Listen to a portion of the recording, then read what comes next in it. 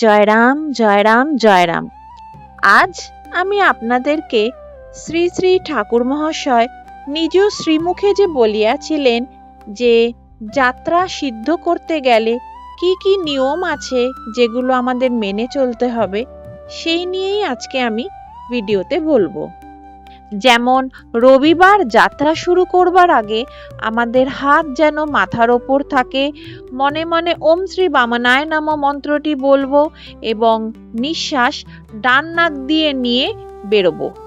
সোমবার যাত্রা শুরু করবার আগে হাত মুখের ওপর রেখে বেরোবো, মনে মনে ওম শ্রী বামনায় নমঃ মন্ত্রটি বলবো এবং নিঃশ্বাস বাম নাক দিয়ে নিয়ে বেরোবো। মঙ্গলবার রওনা হওয়ার আগে আমাদের হাত গলার ওপর দিয়ে বেরোবো, মুখে ওম শ্রী বামনায় নমঃ মন্ত্রটা বলবো, সাথে নিঃশ্বাস যেন ডান নাক দিয়ে থাকে এটা খেয়াল রাখবো। বুধবার যাত্রা শুরু করবার আগে আমাদের হাত যেন বুকের ওপর থাকে, ওম শ্রী বামনায় নমঃ মন্ত্রটি স্মরণ করব, নিঃশ্বাস প্রশ্বাস বাম নাক দিয়ে থাকবে।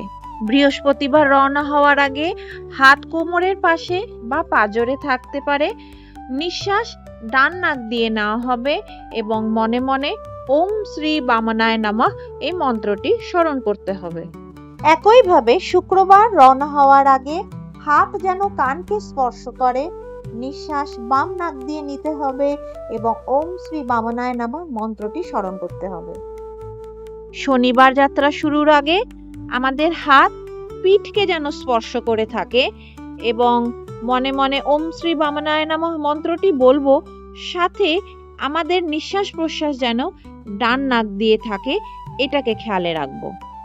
সাথে শ্রী শ্রী ঠাকুর মহাশয় আমাদের এটাও বলেছেন যে অনেক সময় দেখা যায় বাড়ি থেকে বেরোবার আগে কোনো কারণে বাধা পড়ে গেল, যেমন কেউ পিছু ডাক দিল বা কিছু পড়ে গেল বা কিছু হাঁচি হলো, তো সেই ক্ষেত্রে নিজেদের বাম পা মাটিতে পদাঘাত বা আঘাত করে আবার যাত্রা শুরু করতে।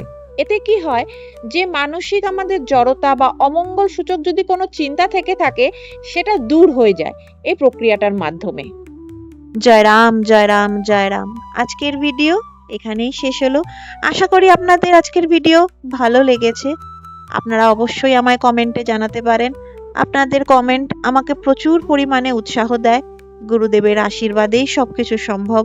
তাই গুরুদেবের শ্রীচরণে আমার এটাই প্রার্থনা রইল, আপনারা সকলেই যেন বাধা বিপদ মুক্ত জীবন যাপন করি, ওনার নাম স্মরণ করি সর্বদা সর্বত্র সব সময় এবং সুস্থ মঙ্গল থাকি। জয় রাম, জয় জয় শ্রী সত্যনারায়ণ।